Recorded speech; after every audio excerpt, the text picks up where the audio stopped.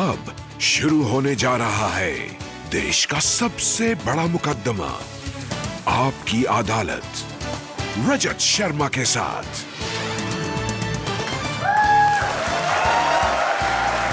नमस्कार, आपकी अदालत में आपका स्वागत है। आपकी अदालत में आज पेश करेंगे फिल्मी दुनिया के ऐसे चमकते सितारे को जिसके परिवार ने 87 साल देश की जनता के दिल पर राज किया। अगर मैं आपको याद दिलाऊं, मैं शायर तो नहीं तो आपको याद आएगा 21 साल का लवर बॉय। अगर मैं आपको याद दिलाऊं बचना है हसीनों, तो आपको याद आएगा डांस और रोमांस का एक सुपर हीरो, एक ऐसा सुपरस्टार जिसने 2 साल के बच्चे के तौर पर रोल किया था और फिर बाद में 90 साल के दादाजी का किरदार निभाया। आपने उन्हें बहुत प्यार दिया। प्लीज वेलकम रोमांस की दुनिया के superstar, one and only Rishi Kapoor.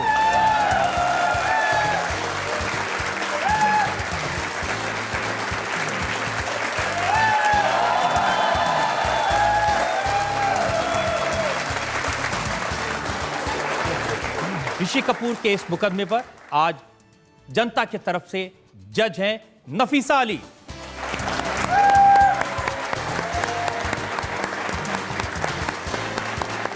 और इससे पहले कि मुकदमा शुरू करें, इल्जामात और सवालात का सिलसिला शुरू करें, आज की जज नफीसा अली की इजाजत चाहेंगे आज की कार्रवाई शुरू करने के लिए।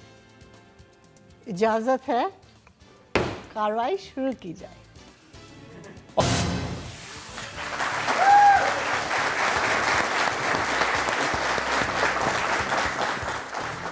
तो आइए मुकदमा शुरू करते हैं। आपकी अदालत में पहला इल्जाम ऋषि कपूर।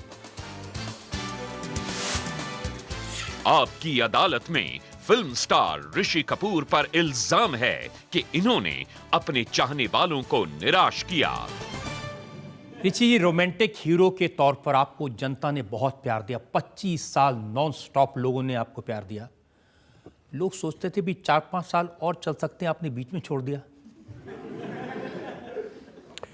क्या करे, बदन ने छोड़ दिया हमारा साथ।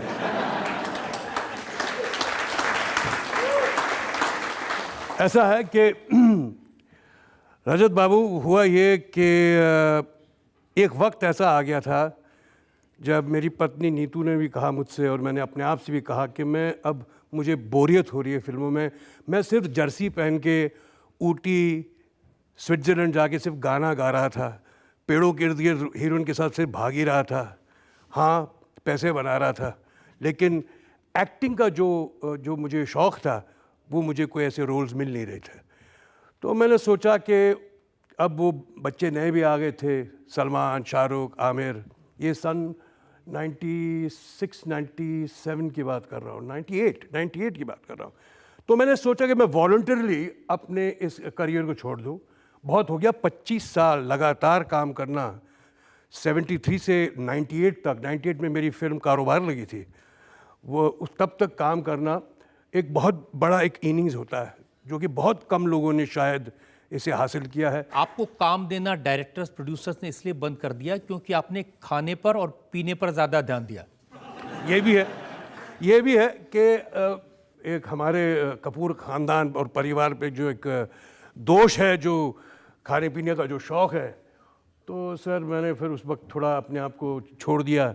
और फिर 99 से लेके अब तक मैं कैरेक्टर रोल्स कर रहा हूँ। बड़ा मज़ा आ रहा है। अब जाके मुझे कुछ काम करने का मौका मिला है, मैं कुछ रोल्स कर रहा हूँ जिनसे मुझे मज़ा आ रहा है, और मैं उम्मीद करता हूँ कि आप लोगों को भी मज़ा आ रहा हो।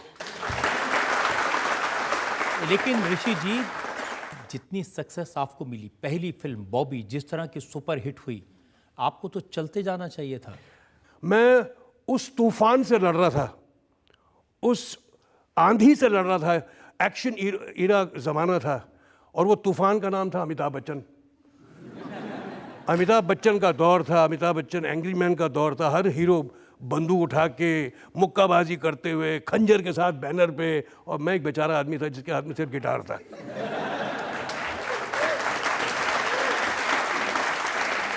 अभी आपने जब मेरी एंट्री हुई, आपने कहा कि मैं म्यूज़िकल हीरो, डांसिंग हीरो हूँ। मैं कभी भी नहीं चाहता था कि मेरा ऐसा कोई इंट्रोडक्शन हो। मैं चाहता हूँ कि मेरा इंट्रोडक्शन हो कि मैं एक कलाकार की हैसियत से आया हूँ, क्योंकि मैं चाहता हूँ कि मैं आपका दिल बहलाऊँ, आपका दिल जीतूँ एक कलाकार की हैसियत से। ये इंट्रोडक्शन इसलिए होता है कि बॉबी में आपका जो रोल था वो एक रोमांटिक हीरो का रोल था। वो बॉबी सर हो गए इस बात को 44 साल 44 ईयर्स बैक किया, कल की बात थोड़ी है। उस वक्त हम बच्चे थे, नादान थे, क्या 20 बरस का था, 20-21 बरस का था। लेकिन उसके बाद आपकी जितनी फिल्में आई जो सुपर हिट हुई, हर फिल्म में आपने रोमांटिक, और 23 नई हीरोइनों के साथ आपने काम किया।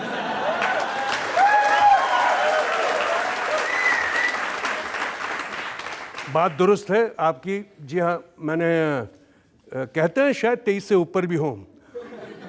आपसे ये भी मैं एक खुलासा करना चाहता हूँ कि आज की तारीख में जो हमारी जज साहिबा हैं यहाँ बैठी हैं, वो भी एक टाइम पे मेरी हीरोइन बनने वाली थी।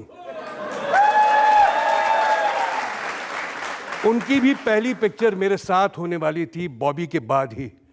राज कपूर साहब ने उनको कलकत्ता में देखा था बॉबी की प्रीमियर पे, और उनसे रिक्वेस्ट की थी कि तुम अगर पिक्चर में करना चाहो काम तो बड़ी खुशी होगी। तो इनके वालिद साहब ने शायद ना समझा कि उम्र छोटी थी उस वक्त उनकी, चाहते थे कि शायद पढ़ाई आगे करे, लेकिन वो 23 का आज नंबर 24 होता अगर ये भी मेरे साथ होती तो। लेकिन ये सच है कि बॉबी के बाद जो हीरो थे उनकी उम्र कुछ कम हो गई थी और आपकी उम्र इतनी कम थी कि आपको अपने उम्र की हीरोइन नहीं मिलती थी। बिल्कुल सही आपने कहा, ये कहना बड़ा ज़रूरी है। हुआ ये कि बॉबी से पहले जितनी तमाम फिल्में बनती थीं वो सब रेगुलर मैच्योर्ड हीरोज़ के साथ बनती थी। बॉबी पहली फिल्म थी कि सही मानों में टीनेजरों के साथ बनी। मेरी उम्र शायद 20 साल की थी या 19 साल का था मैं, और डिम्पल मेरे से 6 साल छोटी थी। तो सही मानों में एक रियल टीनेज फिल्म बनी गई और पेश किया गया। जैसे बॉबी हिट हुई, जो तो एक ईडियम जो था फिल्म इंडस्ट्री में, जिसे जाना जाता था कि पहले के ज़माने में जितने हीरो थे वो मर्द थे और जितनी हीरोइंस थी वो औरतें थीं। बॉबी के रिलीज़ होने के बाद जितने हीरोज़ थे वो लड़के हो गए और हीरोइंस जो थी वो लड़कियां हो गई। ये रातों रात कुछ ऐसे सीनियर एक्टर्स थे, उन्होंने कॉलेज जाने के रोल्स बंद कर दिए। तो सर ये असलियत की बात ही है। लेकिन असलियत ये भी है कि एक हीरोइन ऐसी मिली जिसके साथ आपने 12 फिल्में कर डाली। ये कौन है? ये तो मेरी बीवी ही है एक्चुअली, और कोई नहीं। 12 नहीं 11 थी और अब मेरे ख्याल में अभी 14 हो गई हैं। नीतू के साथ मैंने 14 फिल्में की हैं। तो ऐसा क्या देखा आपने कि एक के साथ ही 14 फिल्में? मैंने पहले उस वक्त ही देख लिया था कि इसका ही साथ है, तो 14 नहीं करता तो पिटाई होती थी। जैसे आज के ज़माने के जो हीरो हैं मेहनत करते हैं, आपका बेटा अगर वो गिटार बजाएगा तो पूरी 3-4 महीने से ट्रेनिंग लेगा, तो आप भी ऐसी मेहनत करते थे? ऐसा तो नहीं होता था। आप लोगों में से बहुत लोग समझते होंगे कि मैं गिटार बजाता हूँ या मैं धफली बजाता हूँ या मैं ट्रम्पेट बजाता हूँ। मैं कुछ नहीं आता मुझे, मैं आपका सिर्फ बेवकूफ़ बनाता हूँ।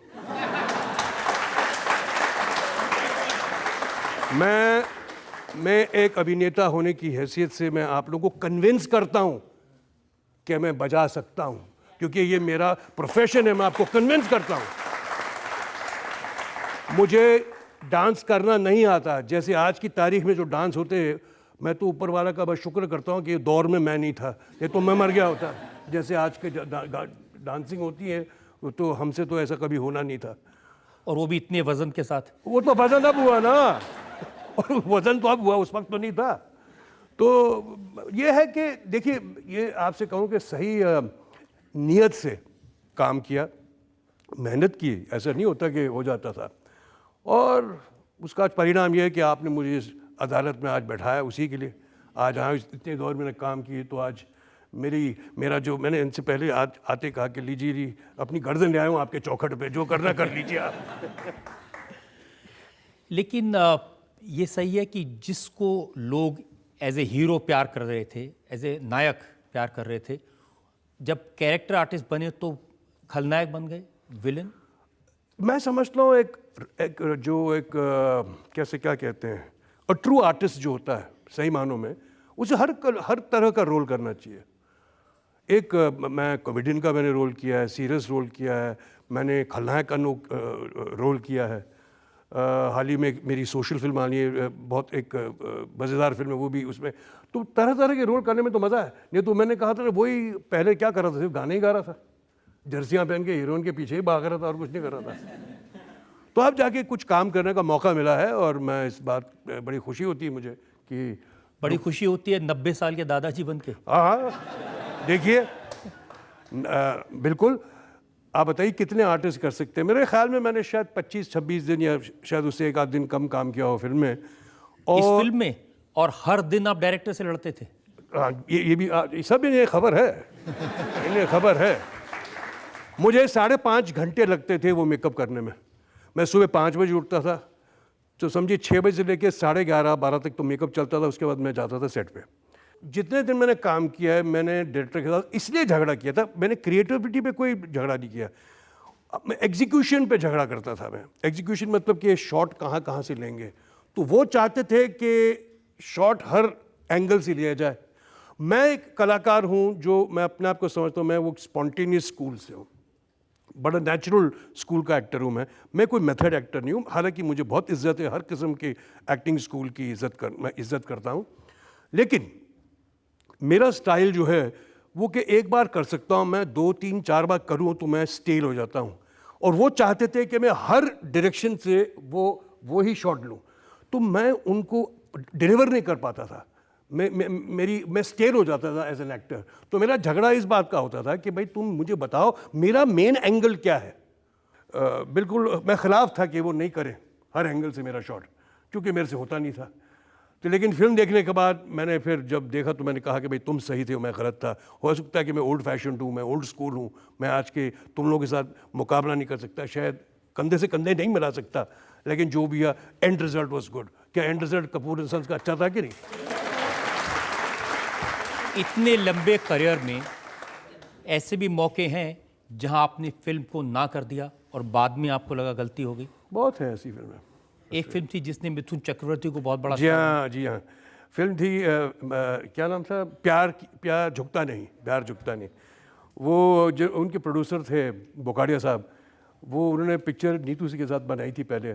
तो उन्होंने बहुत मिन्नतें की, बहुत मुझे चाहा कि मैं उनकी फिल्म में काम करूं, लेकिन मैंने इसलिए नहीं किया क्योंकि उस वक्त मेरी नासिर हुसैन साहब की फिल्म आ रही थी ज़माने को दिखाना है, और उसमें मैं नासिर साहब का टिपिकल हीरो था, you know those white shoes, guitar on the shoulder, you know typical image थी। और प्यार झुकता नहीं में मेरा रोल था एक 4 साल के बच्चे का बाप का। तो मैंने सोचा, देखिए इतना तो मेरा दिमाग नहीं चलता था कि मैं अगर किसी बाप का रोल करूँगा तो मेरी इमेज पे ज़रा कुछ प्रॉब्लम हो जाएगा, और मुझे नहीं करना चाहिए। और वो पिक्चर सुपरहिट हुई, मैंने ना किया एक छोटी सी बात पे, और that's okay, it's good luck. हम हर आदमी के साथ होता है। अमजद खान के साथ हुआ था हाउ ही गॉट शोले। पहले तो वो डैनी को चाहते थे, प्रेमनाथ जी को चाहते थे, then how they zeroed in on Amjad. तो ये बातें होती हैं हमारी इंडस्ट्री में, जो miss the bus get the bus वाली बात।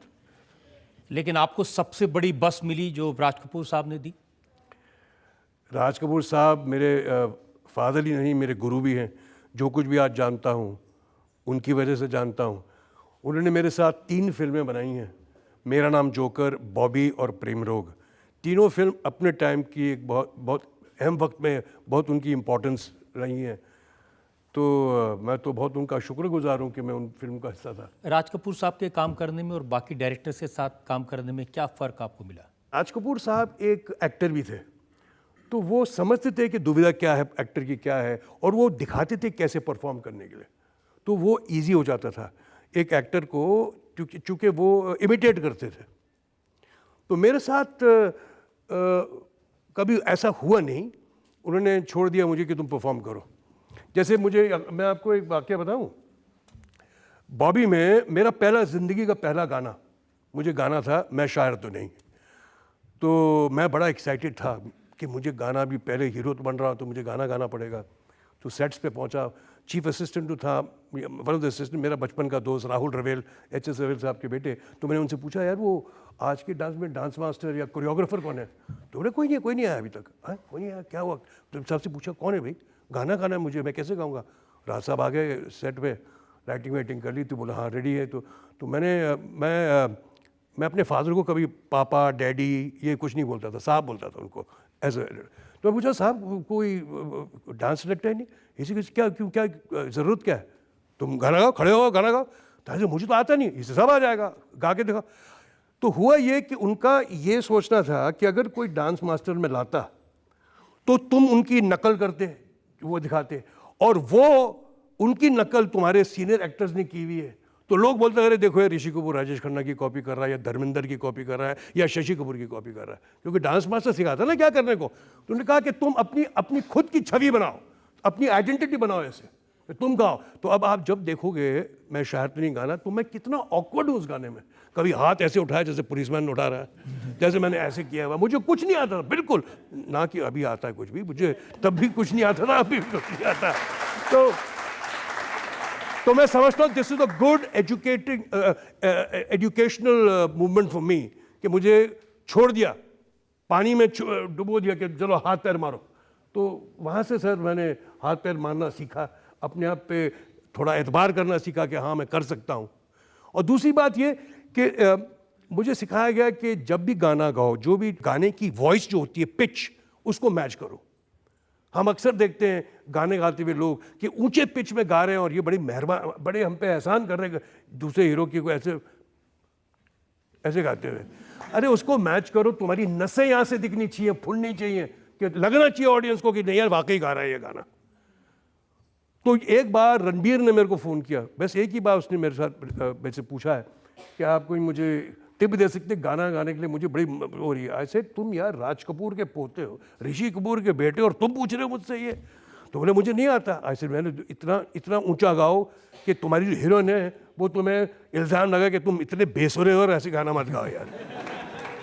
मेरे साथ तो हर बार यही होता था, जितनी हीरोइन होती थी इर्द गिर्द में बोलते थे यार तुम इतने बेसुरे मत गाओ, लेकिन वो ऑडियंस थोड़ी सुनने वाली है, वो तो जानती कि वो किशोर कुमार गा रहा है या रफ़ी साहब गा रहे हैं।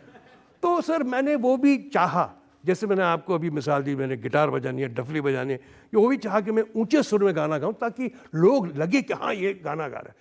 नहीं तो कभी कभी हम फिल्म में देखते हैं कि कोई पियानो में बैठा है, बड़ा हम पे मेहरबानी हो रही है कि वो गा बजा रहे हैं, कुछ आता नहीं, गिटार ऐसे ही पकड़ के बैठे हैं और गिटार का कुछ पीस चल रहा है, कुछ नहीं है। तो मेरे मन में हर दफ़ा मैंने उस किड बच्चा होता तो मैं हर दफ़ा देखा था ये गिटार पीस है लेकिन बजा तो रहेंगी। तो मैंने ठान ली थी कि मैं जब भी फिल्म में काम करूंगा ये बात तो ज़रूर अमल करूंगा कि ऐसी लगना चाहिए ऑडियंस को कि हाँ यार बजाता है। मुझे बहुत से ऐसे, मैं शोज़ में जाता था, लोग बोलते थे ना गिटार बजा के बजाए, ऐसे मेरे को आता कहाँ है जब बजाने, क्या बात करो साहब, आपको हमने देखा आपको बजाते हुए, ऐसे मुझे नहीं आता है यार। सो ये छोटी छोटी बातें मैंने सीखी हैं, अपनी तरफ से आप लोगों को दिया है, आप लोगों ने उसे अपनाया है। Thank you sir. बहुत प्यार लोगों ने आपको दिया और आपने उसको रेस्प्रिकेट किया, आपने जो राज साहब से सीखा उसको दिखाया अपनी ज़िंदगी में। एक ब्रेक के लिए रुकेंगे और ब्रेक के बाद आपकी अदालत में ऋषि कपूर पर जनता के इल्ज़ामात और सवालात का एक और। कुछ अखबारों में छपा कि कटरीना से उनकी बहुत दोस्ती थी, अब टूट गई है। जी हाँ, ये तो मैंने भी पढ़ा है।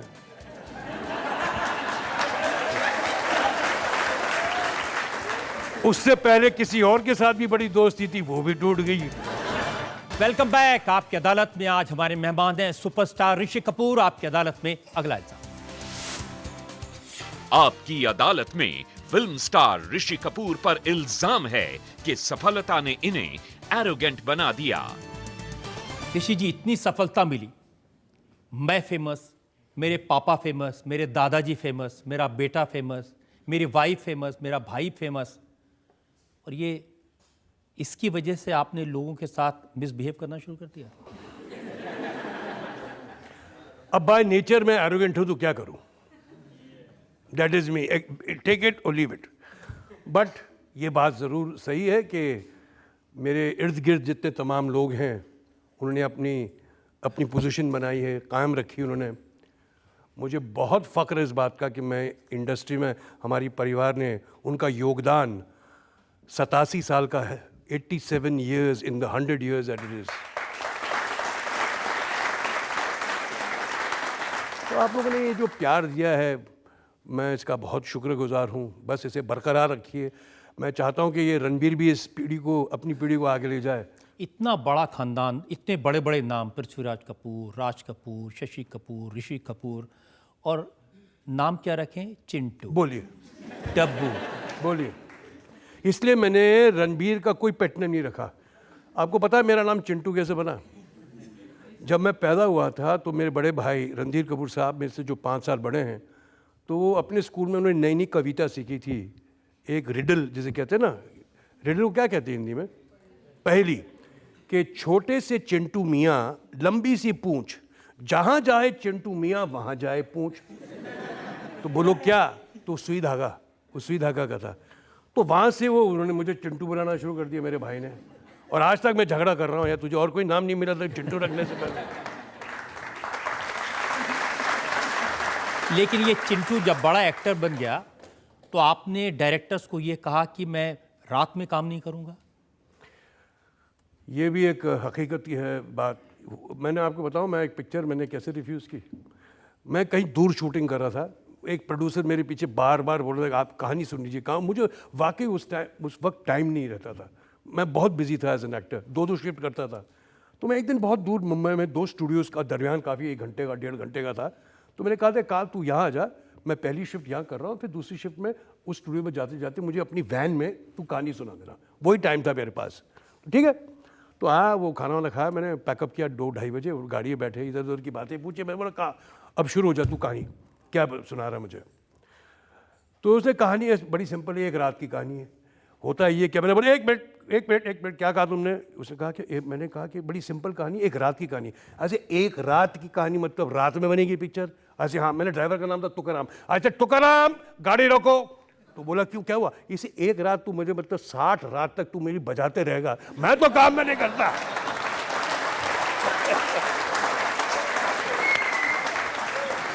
मैंने फिल्म छोड़ दी कि मुझे पूरी रात रात भर काम करना पड़ेगा, मैंने छोड़ दी पिक्चर। मैं इतना डिसोरिएंटेड हो गया था, मैं रात रात भर क्लाइमैक्स करता था सागर फिल्म की।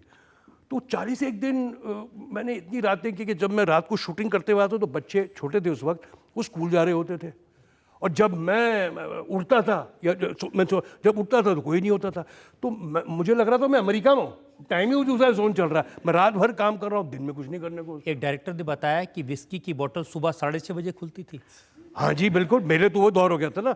अब मैंने पूरी ईमानदारी से मैंने काम किया है। जैसे पैकअप हुआ, सूरज को उद्योग होते हुए मैंने नमस्कार किया और पहली ड्रिंक उस वक्त बनाई।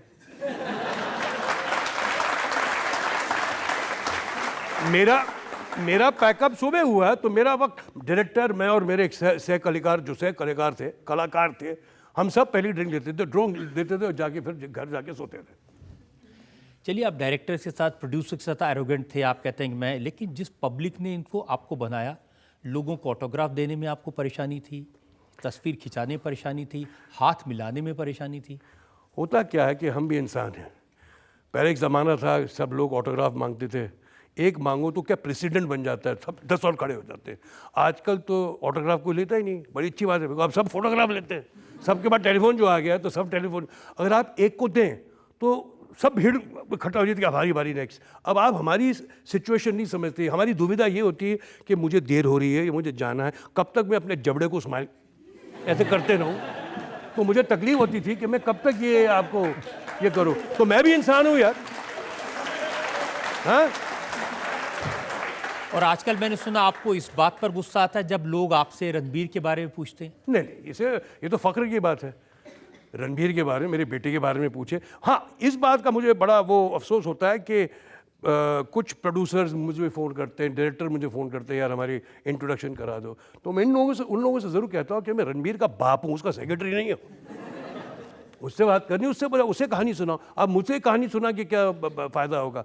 क्योंकि अगर कोई डिसीजन होता तो मैंने तो कभी भी रणबीर को बर्फी नहीं करनी होती देता मैं बोले ये क्या पिक्चर है यार, जो गूंगा है, बहरा है, उसके ऊपर पिक्चर कैसे बनाओगे तुम?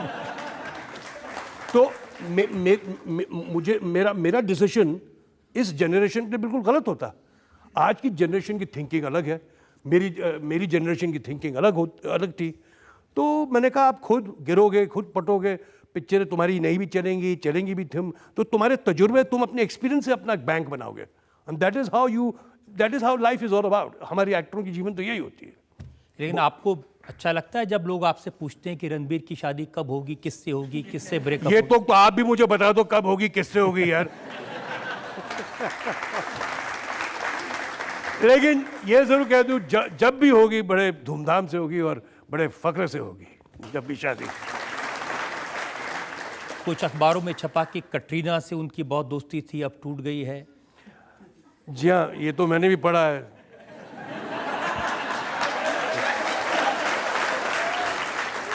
उससे पहले किसी और के साथ भी बड़ी दोस्ती थी, वो भी टूट गई।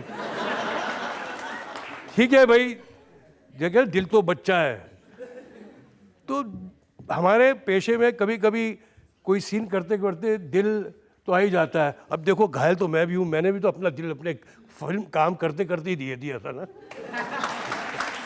लेकिन 5 साल इंतजार करवाया था आपने नीतू जी को? नहीं, ऐसी बात तो बिल्कुल नहीं है। हमने 73 से मेरी शादी हुई 80 में, 79 समझ लो, 80 जनवरी में। तो उस वक्त हम जानते थे, but we got serious only a year or so before. और यहीं आपकी दिल्ली में मेरी मंगनी हुई थी। मैं आया था दिल्ली किसी और की मंगनी के लिए, और मैं चुपचाप से लोगों ने मेरी मंगनी उसके साथ करा दी। इसे कहते हैं डेस्टिनी, इसे कहते हैं डेस्टिनी। कपूर खानदान के इश्क मोहब्बत के बहुत सारे किस्से दुनिया में हम सुनते हैं, लेकिन हमेशा बात होती है नरगिस और राज कपूर की। जी, क्या किस्सा था? हम इस बात की बड़ी इज्जत करते हैं कि कभी जब कलाकार होता है या कभी निर्देशक होता है, काम करते करते एक दोस्ती बन जाती है, दोस्ती थोड़ा आगे भी बढ़ जाते हैं। बिकॉज हमारा एक काम जो है, it is a creative work, inspiring work. आप प्रेरणा लेते हैं, आप किसी से इंस्पायर होते हैं। तो वी आर ह्यूमन बीइंग्स। इंसान इंसान से ही प्यार करेगा, किसी और गैर जानवर से तो काम प्यार नहीं करेगा। तो we are part of that, it happens with everybody. तो ये अभी शादीशुदा लोगों का कभी कभी ऐसा हो जाता है, हादसा हो जाता है, उस वक्त तो it is part of life, I guess. लेकिन फिल्म इंडस्ट्री में शायद इससे बड़ी रोमांटिक स्टोरी कोई नहीं हुई जो राज कपूर साहब और नरगिस की थी। हाँ, ये भी एक कहानी है, बट मुझे इस बात का, हमें इस बात का कोई शर्म नहीं है। हम बड़े अच्छे प्यार से सब सदस्य मिलते हैं दोनों परिवार के। But it happened, it's history and we respect that, it's part of history and we respect that. आइए जनता से पूछें जो लोग सवाल पूछना चाहते हैं। जी, सर, पूछिए। एक बात आपसे करनी है। आजकल की जो फिल्में आ रही हैं वो आपको भी पता है, फैमिली के साथ नहीं देख सकते। ये इल्ज़ाम मेरी पहली फिल्म से लग रहा है मुझ पर। माता पिता कभी भी नहीं चाहते थे बच्चे बॉबी देखें, देखो बॉबी में 20 साल का लौंडा 16 साल की लड़की को लेके फटफटी में लेके भाग गया था। तो लोग उस वक्त इस बात पे बड़े परेशान थे कि ये एक नसीहत ना बन जाए। अरे यार, यही तो है, अब कौन सी जवानी को रोकोगे तुम? कब प्यार के तुम खिलाफ हो जाओगे यार? आई एडवोकेट दिस, ये तो होना है। सर, आपसे मेरा क्वेश्चन है कि आप रणवीर कपूर जी की एक्टिंग से संतुष्ट हैं या नहीं है? मैं कौन होता हूँ संतुष्ट होने वाला? हर बाप अपने बच्चे की फिक्र में रहता है और उसको गर्व भी रहता है। ये तो आज आवाम ने इसका जजमेंट दिया कि लोग उसे पसंद करते हैं एज एन एक्टर, तो मैं आवाम की, जनता की आवाज़ से उनके साथ जाऊंगा कि वो अच्छा काम करते हैं। सर, आपके खानदान का फिल्म इंडस्ट्री को बहुत बड़ा योगदान है, वो तो है ही, no doubt. Being a Punjabi film उद्योग के लिए आपका जो योगदान है वो बिल्कुल ज़ीरो नज़र आता है। ये बड़े दुख की बात है हमारे लिए। मैं आपसे सहमत रखता हूँ, बट आप शायद भूल रहे हैं कि पृथ्वीराज कपूर साहब ने नानक नाम जहाज़ में काम किया था। सर, राज कपूर साहब ने भी दादाजी की एक पिक्चर में काम किया था। और मैंने बहुत बार लोगों से कहा है कि मेरे लिए कोई सही स्क्रिप्ट दीजिए। मैंने हाल ही में भी कहा है, लाओ, मैं वो फिल्म फ्री करूँगा। मैं चाहूँगा किसी संस्था में कोई ऐसी फिल्म हो जो मैं अपनी तरफ से अपनी छोटी हैसियत से कुछ कर सकूं। और क्यों पंजाबी, क्यों, मैं भी हर ज़बान में करूं। मैं पंजाबी ज़रूर हूं, लेकिन रहता हूं मैं महाराष्ट्र में। मैं मराठी फिल्म करूं, कोई भी फिल्म क्यों। हम इंसान पहले, बाद में हम अपने आप को बांटें। बहुत अच्छी आपने बात की, और कम से कम पंजाब के लोग, महाराष्ट्र के लोग बहुत खुश होंगे आपकी बात को सुन करके। हम एक और ब्रेक के रुकेंगे और ब्रेक के बाद आपकी अदालत में ऋषि कपूर पर इल्जामात और सवाल तय करते हैं। हम लोग अपना हुआ बना देते हैं, गाड़ी बड़ी, 4 बॉडीगार्ड, चश्मे सब, सिंपल रहो यार। ज़्यादातर लोग ये मसल्स बनाने में तुले हुए हैं, ज़्यादा उसमें वक्त देते हैं। एक्टिंग के मसल्स ज़रा कुछ कमज़ोर रहते हैं। Welcome back. आपकी अदालत में आज मुकदमा चला रहे हैं फिल्म स्टार ऋषि कपूर पर। आपकी अदालत में अगला सवाल। आपकी अदालत में फिल्म स्टार ऋषि कपूर पर इल्जाम है कि इनका अपनी जबान पर काबू नहीं है। ऋषि जी, नीतू जी हमेशा ये कहती हैं कि ऋषि कपूर किसको कब कहाँ क्या कह दें कुछ भरोसा नहीं। सही है बिल्कुल। क्या है कि मैंने डिप्लोमेसी कभी सीखी नहीं है। जो दिल में है वो ज़बान में है। मैंने ये मेरी एक बहुत बड़ी शॉर्टकमिंग है कि मैं सोचता नहीं हूँ, बस बोल देता हूँ। तो आपको टेबल पे नीचे से लात नहीं मारती? अरे इतने दिखाऊं कितने निशान हैं? नहीं, ऐसा होता है यार। अब ये सही है कि सांवरिया के सेट पर रणबीर की पहली फिल्म थी, वहां पर आपने कुछ ऐसी बात? बिल्कुल सही है। बताओ को वाकया? जरूर बताइए। आप हुआ ऐसे कि संजय लीला बंसाली साहब, मैं इनकी बड़ी इज्जत करता हूँ, बहुत उम्दा डायरेक्टर हैं, वो फिल्म मेकर हैं।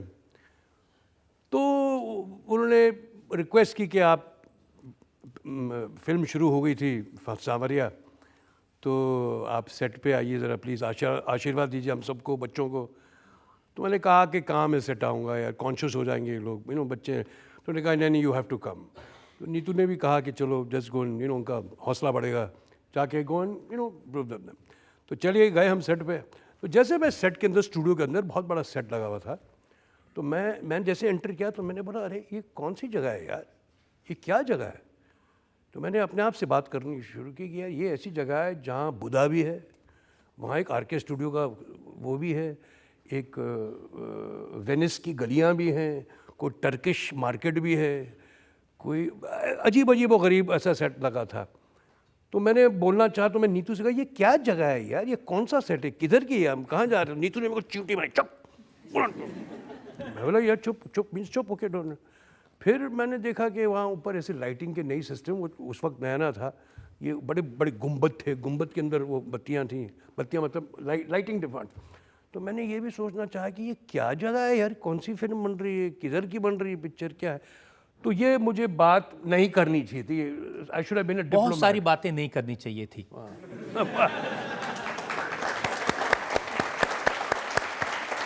अब हमारे फिल्म स्टार अगर रात में काला चश्मा पहनते हैं तो आपको क्या प्रॉब्लम है? ये प्रॉब्लम तो है यार, सबके साथ प्रॉब्लम है। मैं सोचता अगर काला चश्मा पहनते हो साथ में टॉर्च भी ले लिया करो कि दिखे ना।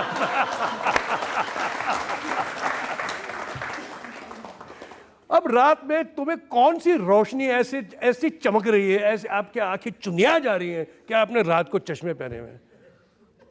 मुझे ये कभी समझ में नहीं आता है कि जितने एक्टर लोग हैं अच्छे खासे, हमारी जनरेशन में तो कभी किसी ने कुछ ऐसा नहीं किया।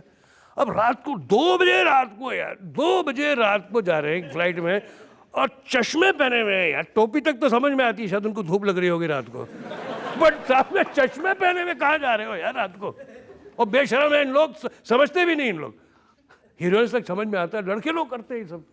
अच्छा भाई मैं उस स्कूल का हूँ, मेरा सोचना ऐसा है, ये ज़रूरी नहीं कि मैं सही हूँ या गलत हूँ, लेकिन मैं ये सोचता हूँ, आप मुझे तो रोक नहीं सकते। जो सोचते हैं वो कह देते हैं। हमारे फिल्म स्टार्स के साथ में बॉडीगार्ड चलते हैं जी, आप उस पर भी कमेंट कर देते हैं। मैंने बॉडीगार्ड्स का कभी कमेंट नहीं किया। मैंने आज की तारीख में इतने लोग, एक्टर की पॉपुलैरिटी इतनी होती है, सब चाहते हैं कोई फोटोग्राफ ले। जैसे मैंने आपसे कहा सबके पास तो टेलीफोन जो है जिसमें कैमरा है, तो उससे तक क्राउड कंट्रोल करने के आपने लिए। किस्सा सुनाया था कि हॉलीवुड के एक्टर्स हैं वो कैसे सड़क पर खड़े रहते हैं। हाँ अच्छा, आप उस पर बात कर रहे हैं। जी और हमारे लोग को बड़ी परेशानी होती अच्छा, है। आपने बड़ी रिसर्च की है मेरे बारे में, ये सही है। मैं एक बार मिस्टर ग्रेगरी पेक को, मेरे फादर न्यूयॉर्क में थे, तो वो स्लोन कैटरिंग हॉस्पिटल उनके टेस्ट चल रहे थे। तो ग्रेगरी पेक जो मेरी उनकी ग्रेगरी पेक साहब की जो बीवी थी वो मेरी सिस्टर से उनकी दोस्ती हो गई थी। तो ग्रेगरी पेक और वो उनकी मिसेज मेरे फादर को मिलने होटल आई थी। Very simple people. एक तो Gregory Peck was nearly about 6'8" और 6'9", उनकी हाइट इतनी लंबी, और मेरे तो गिटकू आदमी, मैं तो उनके सामने इतना लगता था। तो खैर आफ्टर मीटिंग देम उन्होंने रिक्वेस्ट किया कि so we will take your leave. नीचे आए, भरी सड़क में, मैनहट्टन में, भरी सड़क में, मेन एवेन्यू में, वो अपनी, उस वक्त मोबाइल फ़ोन था नहीं, तो वेट कर रहे थे, उन्होंने टाइम दिया था कि इस वक्त पे तुम गाड़ी ले आने होगा। पार्किंग तो होती नहीं है वहाँ उन सड़कों में। भरी सड़क में गाड़ियाँ इधर से उधर होती हुई, सड़कों में लोग चलते हुए वो खड़े हुए थे। बहुत से लोग उनसे हाथ मिलाया, उन्होंने रिक्वेस्ट किया, किसी के पास कैमरा था तो फ़ोटो ले ली। बड़े पेशेंस के साथ वो खड़े और उन्होंने सब ओब्लाइज किया अपने फैंस को। मैं आज सोचता हूँ कि आज किसी कलाकार की एक पिक्चर रिलीज़ नहीं होती, उनके फैंस उतने नहीं होते जितने उनके बॉडीगार्ड्स होते हैं। इतने बॉडीगार्ड्स के साथ चलते हैं। तो एक आई गेस एक स्टाइल भी हो गया। मैंने ऐसे बहुत से कलाकारों को देखा, बड़े सिंपल रास्ते में चल रहे हैं, कोई एयर्स नहीं। ऐसे मैंने एक बार डेमी मूर को देखा था चलते हुए। डस्टिन हॉफमैन साहब का मैंने प्ले देखा था जिनमें मैं खुद मिलने गया था। अच्छा बाकी बोलूँ मैं आपसे? ज़रूर। एक बार मैं एक प्ले देखने गया उनका, मर्चेंट ऑफ वेनिस, लंदन में। स्पेशली गया था मैं लंदन देखने प्ले। अच्छा, वहाँ के जितने हमारे भाई लोग होते हैं इंडियन सेटल्ड, वो बड़ा इम्प्रेस करना चाहते हैं किसी एक्टर को। तो मुझे रोल्स रॉयस में वो लेके गए हॉल में, जहाँ ब्रॉडवे में चल रहा था उनका प्ले। तो मैं रोल्स रॉयस में आया था। तो जाहिर है कि मैं जब जाऊँगा तो उसी गाड़ी में जाऊँगा जो गाड़ी मुझे पिकअप करने आई थी। मैंने डस्टिन हॉफमैन साहब को प्ले करते हुए देखा। उन्होंने रोल किया था शार्लॉक का। कमाल थे वो स्टेज पे। और ऐसे इंतज़ाम किए गए थे कि जब प्ले ख़त्म हो तो मैं उनसे जाके मिलूं। खैर मैं वहाँ बैक स्टेज गया, मैंने उनसे मुलाकात की, बहुत अच्छी तरह मिले। उन्होंने बहुत अपने बड़े जैसे बिल्कुल अनलाइक मी सबको ऑटोग्राफ दिया, किसी ने फूल दिया, ये किया। ब्रिटेन की सबसे सस्ती गाड़ी मुझे उस वक्त कहा गया था, उसे कहते थे फोर्ड एस्कॉर्ट। एक गाड़ी होती थी फोर्ड एस्कॉर्ट। डस्टिन हॉफमैन साहब इतने बड़े कलाकार, उनके लिए गाड़ी वो थी। देखिए कितने वो डाउन ट्रॉडन सिंपल लोग हैं। और मैं खुद आया था रोल्स रॉयस में। तो मुझे इतना बुरा लगा कि दिस इज कॉल्ड ह्यूमिलिटी। ये नहीं कि मैंने चाहा था कि मुझे रोल्स रॉयस ले जाए, वो तो अपनी दोस्त मुझे लेके आया था। तो these people are simple people. हम लोग अपना हुआ बना देते हैं, गाड़ी बड़ी, 4 बॉडीगार्ड, चश्मे सब सिंपल रहो यार। और जो आजकल बॉडी बिल्डिंग होती है, इससे भी आपको परेशानी है? नहीं, देखिए सेहतमंद रहना इज़ अ प्रायोरिटी। हमारे टाइम में कोई थी नहीं, कोई ऐसे ज़रूरत भी नहीं थी। मैं आजकल क्या देख रहा हूँ, एक मुसीबत बात ये है रजत बाबू कि ज़्यादातर लोग ये मसल्स बनाने में तुले हुए हैं, ज़्यादा उसमें वक्त देते हैं। एक्टिंग के मसल्स ज़रा कुछ कमज़ोर रहते हैं। तो ये मेरा मशवरा है, ये नहीं कि कोई मैं बहुत बड़ा इम्पोर्टेंट आदमी हूँ जो दे रहा हूँ, पर मेरा मशवरा है कि साथ साथ ज़रा कुछ एक्टिंग भी ज़रा अच्छी हो तो बहुत ज़बरदस्त होगा कि मसल्स के साथ इतना ना हो। तो अब बच्चन साहब ने तो कभी कोई मसल नहीं बनाए थे। अब ये तो कोई कह नहीं सकते कि मसल के वजह से। तो it is good to be healthy, it is good to be healthy. अच्छी बात है। ये नस्ल, ये जनरेशन जो है is very conscious about that body. लेकिन क्या होता है, ये मेरा सोचना है कि जब एक्टर फेस करता है कैमरा, इसके बाद ऐसे कुछ 6 पैक्स हो और ये उनकी अदा पूरी बदल जाती है। वो ज़्यादा चाहते हैं कि वो अपनी बॉडी देखें, एक्टिंग पे ज़रा कम ध्यान देते हैं। ये मेरा सोचा, अभी लोग कभी गौर कीजिएगा कि वो उनका जो स्टांस होता है, बॉडी लैंग्वेज होती है, हर चीज़ बदल जाती है। जैसे नॉर्मल है, वो हमारा क्लैप आता है, स्टार्ट साउंड कैमरा, हाँ जी एक्शन, सडनली उनकी अदाई कुछ बदल जाती है, कुछ ना ये स्टांस ये हो जाता है। अरे भाई अच्छे भरे तुम थे, एक्टिंग नेचुरल करो, ये वो करो। अब you become conscious because you got very good abs, you got very good body, got good physique, you want to show that. तो मैं अपने हैसियत से ऐसा सोचता हूँ। लेकिन अब तो बहुत आमिर खान ने पहले वजन देखिए बढ़ाया। वो तो कमाल की बात है, वो तो रोल के लिए किया है ना। पहले वजन बढ़ाया, फिर घटा के उसने अपने आप को फिट, और वो रेसलर का रोल है, उसने अपने काम के लिए किया है। ये नहीं कि मैं पहले बैले। और आमिर तो खैर पुराने बीज है, वो तो एक्टिंग के। और सलमान ने भी, सबने, सलमान ने किया है, शाहरुख ने किया है, अक्षय कुमार देखिए, is not, he is so healthy, he is so fit. तो जो लोग करते, अभी हाल ही में रणबीर कर रहा है एक फिल्म के लिए, ही इज प्लेइंग सम ऐसा रोल है, तो उसकी बॉडी बिल्डिंग चालू हो। तो मैं नहीं चाहता कि वो भी पहले ऐसे कुछ सैंडो बन जाए।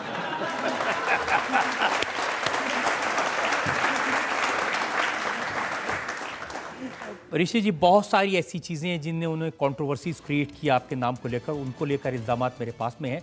हम एक और ब्रेक के रुकेंगे और ब्रेक के बाद आपकी अदालत में ऋषि कपूर पर इल्ज़ामात और सवालात का एक और दौर। मैं अभिनेता हूँ, मुझे नेता नहीं बनना, मैं अभिनेता हूँ, अभी का नेता हूँ। देखिए, अगर नेता नहीं बनना तो मोदी जी लंदन में भाषण करते हैं, उसकी आप बहुत तारीफ करते हैं। मुझे लगता है मोदी जी कहते हैं, बहुत सही कहते हैं। लेकिन आप मोदी जी की तारीफ करेंगे, स्मृति की तारीफ करेंगे, राहुल गांधी की तो कभी तारीफ नहीं करते, वो भी अच्छा बोलते हैं। उन्होंने ऐसी कोई बात नहीं की कि मैं उन्हें ट्वीट करूँ, कहूँ। Welcome back. आपकी अदालत में आज हमारे मेहमान हैं ऋषि कपूर। आपकी अदालत में अगला इल्जाम। आपकी अदालत में फिल्म स्टार ऋषि कपूर पर इल्जाम है कि ये हर बात पर कमेंट करते हैं। अब ऋषि जी, ऐसी बातें जिनसे आपका कोई लेना देना नहीं है, आप ट्वीट करते हैं, हर रात ट्वीट करते हैं। अब बिहार में शराबबंदी हुई, आप कह रहे हैं मैं बिहार नहीं जाऊंगा।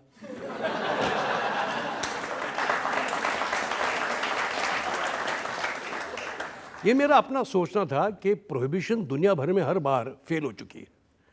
प्रोहिबिशन से, दबाव से, जिस चीज़ में आप कहते हो कि ना करो, उससे क्या होता है कि अंडरवर्ल्ड पैदा होता है, पुलिस उसका नाजायज़ फ़ायदा उठाती है, गलत शराब बनती है, नशीली चीज़ें बिकती हैं। जो लोग जिन्हें करना ही है, नशा करना ही है, वो करेंगे ही, वो इलीगली करेंगे। हुआ ये कि जितने तमाम पॉलिटिशियन हैं, पुलिस वाले हैं, गलत लोग हैं, उनका फ़ायदा होगा और क्या होगा, जनता उसमें पिटेगी, वो मरेगी।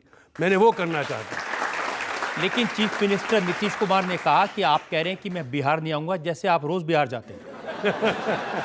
कोई भी चीज़ आप कभी कहोगे कंपल्जन में ये ना करो, इंसान की फितरत है, उनकी नेचर में कि नहीं वो ट्राई करेंगे। Let the decision be there. We are all literate nation now. 2000। चलिए, मैं मान लेता हूं कि ड्रिंकिंग से, शराब से आपका थोड़ा नाता है, आपने कमेंट कर दिया।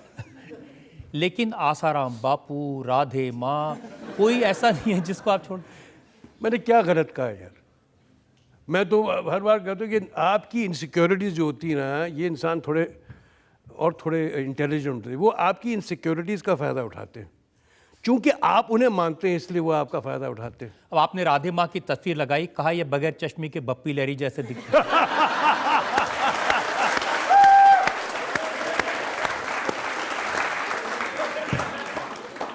किसी दिल को ठेस ना पहुँचे या मैं किसी का मैं दुख नहीं पहुंचाना चाह रहा, लेकिन मुझे ऐसा लगा कि ये कौन सी गुरुआइन है या गुरु है जो इतने लदी हुई है सोने में। तो मुझे लगा कि ये भप्पी लेरी की बहन है ये तो ये है। अब देखिए, उनकी फॉलोइंग हो सकती है, लोग उनको मानते होंगे। मैं उनसे कोई पर्सनल एजेंडा नहीं उनके साथ, लेकिन सोचने वाली बात है कि कुछ लोग इन चीज़ों का फ़ायदा उठाते हैं, नाजायज़ फ़ायदा उठाते हैं, उनकी वीकनेस, आपकी वीकनेसेस का, और वो इंटेलिजेंट पीपल होते हैं और वो अपना धंधा पानी चलाते रहते हैं। आपने वो बाबा राम रहीम के बारे में भी कहा कि मैं उनका रोल करने को तैयार हूँ, मेरे पर मुकदमा चला के देखो। मुझे याद नहीं आ रहा, मुझे वो एक बार मिले थे, बहुत अच्छी तरह मिले थे, बहुत अच्छे थे। बट अगर मैं करना चाहूँ कोई रोल और अगर मेरा वो मुझे ऐसा करना पड़े तो मैं उनसे इंस्पिरेशन तो ले सकता हूँ ना किसी रोल करने के लिए। उनकी नकल करने के लिए ये कीकू शारदा पर केस हो गया था, ये तस्वीर है। ओके। और आपका ट्वीट आपको याद भी नहीं है, रात में किया होगा ये ट्वीट। क्या आपने कहा कि मैं ऐसा रोल करने को तैयार हूं, मुझे गिरफ्तार करके दिखाओ। बट इसमें गलत क्या है? मैं कलाकार हूँ और कलाकार क्या इंस्पिरेशन तो सोसाइटी से लेती है ना, हम लोगों से लेगी। मैं अगर कोई लेना चाहता हूँ तो अगर करना चाहूँ तो गलत क्या है? हाँ, मजाक ना उड़ाया जाए, मैं मजाक नहीं उड़ाना चाहता। अब किसी कलाकार ने मजाक उड़ाया हो या किसी को ठेस पहुँचाई हो, वो गलत बात है। लेकिन अगर आप किसी का रोल करना चाहते तो आप मुझे कैसे अरेस्ट कर सकते हैं भाई? सबसे बड़ी कंट्रोवर्सी आपकी तब हुई जब आपने ट्वीट करके कहा कि गांधी परिवार के नाम पे, राजीव गांधी के नाम पर, सोनिया गांधी के नाम पर, इंदिरा गांधी के नाम पर जो बिल्डिंग्स हैं, रोड हैं, पोर्ट है, एयरपोर्ट है, उन सब के नाम बदल दो। पहले तो मैं ये कह दूं कि मेरी कोई ऐसी एस्पिरेशन नहीं है कोई पॉलिटिशियन बनने की, या मैंने ये जो कहा है इसलिए कहा कि रूलिंग पार्टी को प्लीज करने के लिए। कांग्रेस के लोग तो कह रहे हैं कि आप ये सब कुछ इसलिए कर रहे हैं कि आप बीजेपी को खुश कर दें। तो मैंने ये थोड़ी कहा मैं किसी पार्टी के अगेंस्ट हूँ। मैंने जो कहा मैंने सही सोचा और इस बारे में कमेंट किया कि क्या ज़रूरी है कि हर शहर में, हिंदुस्तान के हर शहर में जो भी संपत्ति है, जो भी नेशनल एसेट है, वो नाम उनके फैमिली से ही जाना जाए? क्या हमारे मुल्क में ऐसे और कोई एमिनेंट लोग नहीं है जिन्होंने शहर बनाया हो या हमारे मुल्क में बनाया हो? और मैंने बात किसी को इम्प्रेस करने के लिए या कोई पद्मा अवार्ड लेने के लिए या कोई राज्यसभा की मेंबरशिप लेने के लिए या पॉलिटिशियन बनने के लिए नहीं की है। एक नागरिक, मैं टैक्स पेइंग सिटीजन ऑफ इस कंट्री का हूँ, मैंने सिर्फ सवाल उठाया, ये मुद्दा उठाया। मुझे बहुत इज्जत है नेहरू फैमिली, गांधी फैमिली की। हमारे पंडित जवाहरलाल नेहरू जी, इंदिरा गांधी जी, राजीव गांधी साहब, ये सब हमारे काबिल बहुत अच्छे लीडर्स रहे हैं। मैं उनको बहुत उनकी इज्जत करता हूँ। कपूर परिवार हर दफ़ा कांग्रेसवादी रह चुके हैं, बट मेरा मुद्दा यह है कि उनकी जो पार्टी है उन्हें खुश करने के लिए वो साइको फ्रेंड्स क्या हर चीज़ पे उनके ही नाम से जाना जाएगा? ऋषि जी, वो मैं चाहना चाहता हूं कि 2009 में मुंबई में एक बांद्रा कुर्ला कॉम्प्लेक्स का एक ब्रिज बना, बांद्रा वर्ली लिंक ब्रिज बना, 2009 में कमीशन किया और राजीव गांधी साहब का देहांत 1991 में हुआ था, 91। वो 2009 में भी आप उनके नाम से वो आपने रख दिया। वो ब्रिज का नाम JRD टाटा के नाम पे क्यों नहीं है? JRD टाटा का क्या कंट्रीब्यूशन है हमारे मुल्क में? हमारे और भी पॉलिटिशियंस हैं, और भी ऐसे नागरिक हैं जिनका बड़ा कंट्रीब्यूशन हमारे मुल्क में, हम उनके नाम से भी रखो, उनके नाम से जाना जाए। दिल्ली शहर में इटसेल्फ, मुझे किसी ने ट्वीट किया था और मुझे फोटोग्राफ भेजी, मेरे पास है मेरे फोन में, 64 ऐसे 64 प्लेसेस नेशनल एसेट्स है दिल्ली शहर में ही, which is known by their name. अरे एक बहुत होता है यार जानने के लिए, हर स्टेडियम, हर एयरपोर्ट, हर जगह, क्या वही हो? ऋषि जी, कांग्रेस के लोग मैंने कह रहे किसी के खिलाफ नहीं किया, मैंने कहा कि मुद्दा इसलिए उठाया कि अब आगामी में आगे इसे देखा जाए, थोड़ा कॉन्शियस है कि यार बहुत हो गया इनके नाम पे यार। ऋषि जी, कांग्रेस के लोग कह रहे हैं ये सारे नाम चुनी हुई सरकारों ने रखे थे, आप कौन है? वो कह रहे हैं मैं एक नागरिक हूं इस देश का, मेरा हक है कि मैं इसका आवाज उठाऊं। मुझे इस बात पे कोई डर नहीं है कि अगर ये बात मैं सही सोचता हूं तो मैंने कहा है, यही आपको चौकन्ना करने के लिए, क्या आप हर चीज उनके नाम से ही जानी जाएगी? आई डोंट नो, जो अगर मैं सही कह रहा हूं तो या मैं गलत कह रहा हूं। Thank you. कांग्रेस के लोगों का मैं बयान बताता हूं। कांग्रेस ने आपसे पूछा, आपके घर के बाहर डेमोन्स्ट्रेशन भी किया, थोड़े पत्थर भी फेंके होंगे। हाँ जी, पथरा हुआ था मेरे घर के सामने। वो पूछ रहे हैं कि ऋषि कपूर होते कौन है? करेक्ट बात है, बिल्कुल सही है, लेकिन दूसरे दिन उनकी आवाज बंद कर दी, उनकी आवाज खुद बंद हो गई, वो खुद बोलने इसीलिए वो कह रहे हैं कि ये सब आप जो रूलिंग पार्टी है बीजेपी है उसको खुश करने के लिए कर रहे हैं। मुझे क्या मिल जाएगा यार? मैं अपने दायरे में बहुत खुश हूं, अपने दायरे में मैं राजा हूं, मैं कलाकार हूं यार, मैं अभिनेता हूं, मुझे नेता नहीं बनना, मैं अभिनेता हूं, अभी का नेता हूं। देखिए, अगर नेता नहीं बनना तो मोदी जी लंदन में भाषण करते हैं, उसकी आप बहुत तारीफ करते हैं। मुझे लगता है मोदी जी कहते हैं, बहुत सही कहते हैं, थोड़ा बहुत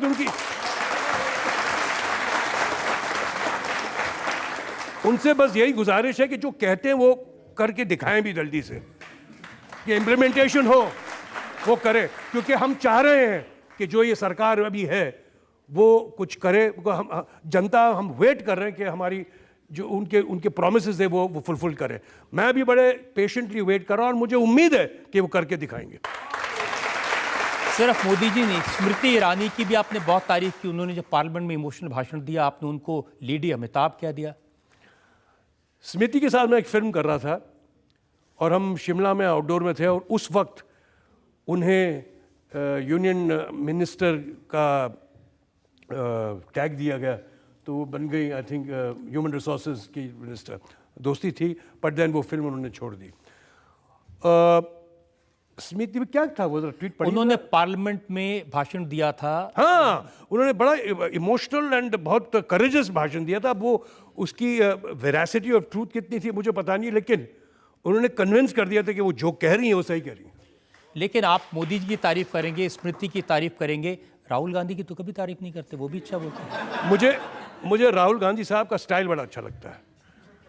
अब उनको तो कभी ट्वीट नहीं किया आपने उनके स्टाइल के बारे नहीं, में? उन्होंने ऐसी कोई बात नहीं की कि मैं उन्हें ट्वीट करूं, कहूं।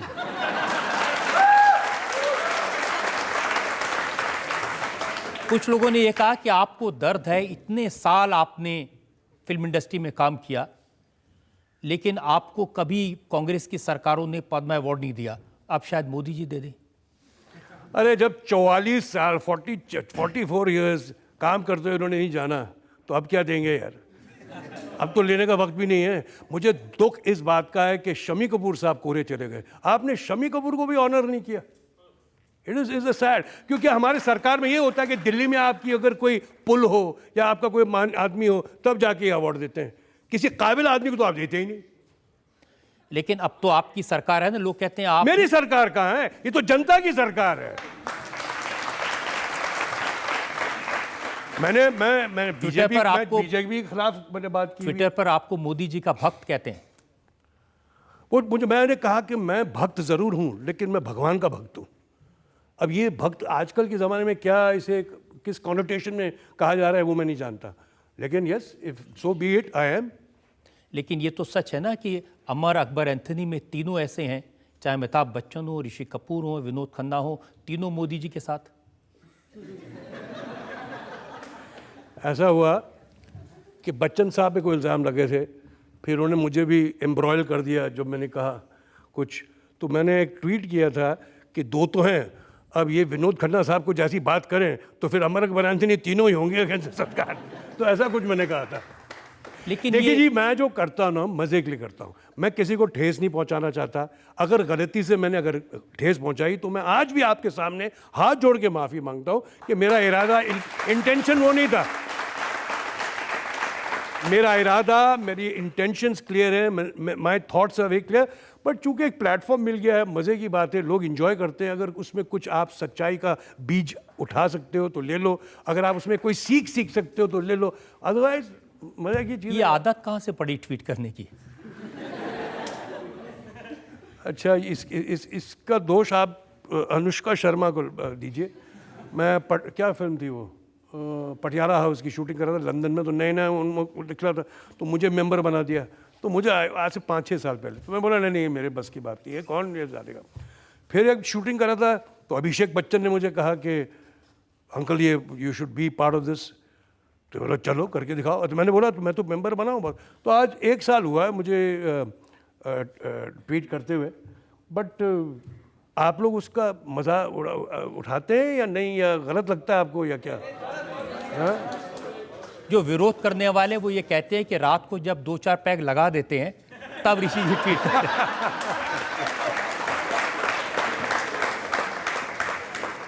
चूंकि सच्चाई से उनको डर लगता है, उनके मन में कोई पाप है, तो ये उन्हें और कोई मिलता नहीं, तो ये बोलते हैं रात को 2-4 लगाने के बाद ये बात करते हैं। वो मैं जो कहता हूँ सही कहता हूँ, इन द सेंस अपने हिसाब से कहता हूँ। I have right to my opinion, ये डेमोक्रेसी है, we have freedom of speech. मैंने आपसे पहले भी कहा कि I do not mean anything offensive, मैं आपको दिल का ठेस नहीं पहुँचाना चाह रहा, लेकिन आइए जनता से पूछते हैं जो लोग इस बारे में जान। सर, मैं आपकी इतनी बड़ी फ़ैन हूँ, मैं शब्दों में तो बयान नहीं कर सकती, लेकिन एक बात कहना चाहूँगी सर कि अगर आपके नाम से कोई नेशनल एसेट नहीं बनता है तो ये हमारे लिए ही बहुत बुरी बात होगी। देश को बहुत, मतलब ये तो गौरव की बात होगी कि अगर आपका नाम कहीं पर आता है, लेकिन आपको ये सोचने की ज़रूरत नहीं है सर, आप 125 करोड़ हिंदुस्तानियों के दिल में बसते हैं सर, आपका नाम हमारे दिलों पे छपा हुआ है। ऐसा है कि मैंने जो कुछ भी कहा है कभी ऐसा नहीं सोचा कि मेरे नाम से कोई चीज़ जानी जाए। मैंने सिर्फ ये कहा है कि हमारे देश में ऐसे बहुत से पॉलिटिशियंस रहे हैं, सरदार पटेल, अंबेडकर साहब, लोकमान्य तिलक, जिन्होंने अपनी जान, भगत सिंह, कितने लोगों ने अपनी जान पे खेल के हमारे मुल्क को बनाया है। आपके नाम से बनाया है ऋषि कपूर शौचालय।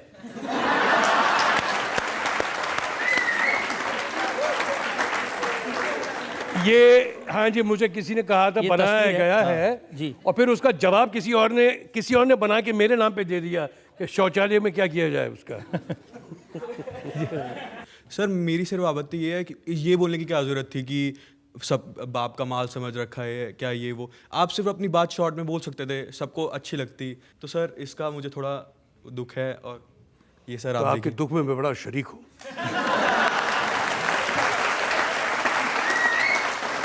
उनको आपकी बात से शिकायत नहीं, आपके अंदाजे बयां से शिकायत है। वही मैं अब मुझे बात समझ में आई तो मैंने कहा आपके दुख में शरीक हूँ। नहीं, जैसे ज़्यादातर बीवियों की ही घर में चलती है, तो मैं जानना चाहती हूँ नीतू जी की ज़्यादा चलती है कि आपकी? हालात से लगता नहीं क्या किसकी चलती होगी।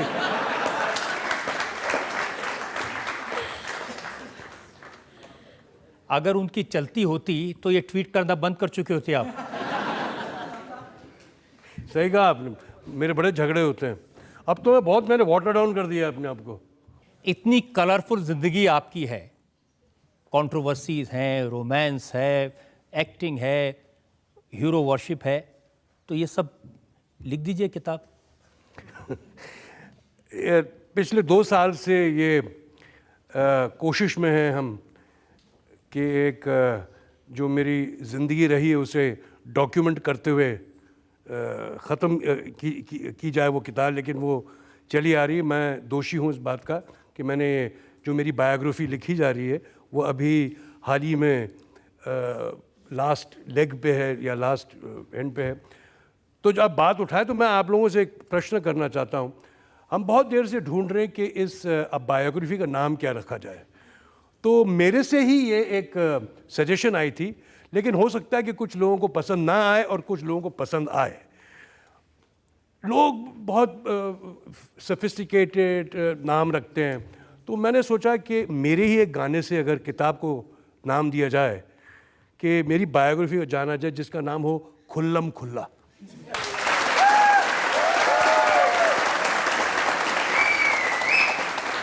देखिए मेरी ज़िंदगी में ज़्यादा कंट्रोवर्सीज तो हुई नहीं है, ये छोड़ के जो आप लोगों ने बात की, तो रजब बाबू ने तो ये सब कुछ खुलासा कर ही दिया है आज की तारीख में, लेकिन जो उन्हें नहीं मालूम वो शायद उस बुक में हो। तो उम्मीद करते हैं कि खुल्लम खुल्ला में सब कुछ आप खुलकर बताएंगे, जैसे आज आपने खुलकर बताया। उम्मीद है। हम एक ब्रेक के रुकेंगे और ब्रेक के बाद सुनेंगे आपकी अदालत में आज की जज नफीस अली का फैसला आज के मुकदमे। Welcome back. आपकी अदालत में आज हमने मुकदमा चलाया सुपरस्टार ऋषि कपूर पर। उनसे पूछा उनकी लाइफ के बारे में, उनकी कंट्रोवर्सीज के बारे में, हमने उनसे पूछा उनके फिल्म की ज़िंदगी के बारे में, और उन्होंने हर सवाल का खुलकर जवाब दिया। और खुल्लम खुल्ला उनकी किताब आने वाली है जिसमें और जवाब दिए जाएंगे। लेकिन फिलहाल वक्त है आपकी अदालत में आज की जज नफीस अली के फैसले का। कोर्ट का सुनवाई और आप रजत जी ने जिस तरीक़ा से क्लास लिया चिंटू का, मुझे अच्छा इसलिए है क्योंकि इनके बात सुनने में बहुत कुछ सीख सकते हैं हम लोग सब, देश को भी, सिनेमा का बारे में। मगर मेरे हिसाब से आपने कहा कि आपका कोई पॉलिटिकल लीनिंग नहीं है, मगर आपका ट्वीट के तरीक़ा से दूसरे लोगों का फ़ायदा होता है या उठाते हैं आपके ऊपर, इसके ऊपर आप थोड़ा सा ध्यान रखिए। और जैसे आपने एक रेफरेंस दिया, हर चीज़ गांधी परिवार के लिए क्यों होते हैं इन नेम। जब पॉलिटिकल पार्टी जब पावर में थे कांग्रेस, तब आप ये बात नहीं कहा। अब जो पार्टी पावर में है उसका अभी मुझे कहने दीजिए, मुझे आपको इसका जवाब दे सकता हूँ मैं। हाँ जरूर। लोग बहुत लोगों ने पूछा है जरूर, मुझे। जरूर। मैं दूं? हाँ। हुआ ये कि जब मैं शाम को देख रहा था कि दिल्ली के एक अकबर रोड को महाराणा प्रताप रोड जाना चाहे, तो तब मेरे बाद में ये उत्पन्न हुई कि मैं ये क्यों नहीं कहूँ कि जितने जो हर जैसे मैंने कहा नेशनल एसेट पे एक नाम ही दिया जा रहा है, वो क्यों नहीं है। अगर ये उस वक्त होता तो मैं उस वक्त कहता, अगर उस वक्त वो रोड के नाम बदली अभी क्यों हो रहा है, वही कह रहा हूँ ना, हुआ इसी वक्त। टाइमिंग गलत हो गई। नहीं, पॉलिटिकल खेल होता है ऋषि, यू हैव टू बहुत केयरफुली से आप ट्वीट करिए, क्योंकि आप एक रोल मॉडल है, आप आइकॉन है, आप बहुत कुछ सिखा सकते हैं और मैसेज बढ़िया सा दे सकते हैं, और इसका फ़ायदा जनरेशंस को मिल पाएंगे। आई थिंक ये अदालत इस वक्त खुल्ला खुल्लम में जो आपने सब कुछ कहा, अब बुक के लिए वेट करेंगे, देश बुक के लिए वेट करेंगे, और कोर्ट को भी इजाज़त दे कि हम लोग सब मिलके ये पढ़े और आपको और बेटर समझे। Thank you. इस उम्मीद के साथ, इस यकीन के साथ कि ऋषि कपूर इसी तरह से खुले दिल से अपनी बातें करते रहेंगे, दुनिया को एंटरटेन करते रहेंगे, लोगों का दिल जीतते रहेंगे, जनता के दिलों पर राज करते रहेंगे, बहुत सालों तक काम करें, इस दुआ के साथ आज का शो यहीं खत्म करते हैं। अगले हफ्ते आपसे मुलाकात होगी एक नई शख्सियत के साथ। तब तक के लिए नमस्कार।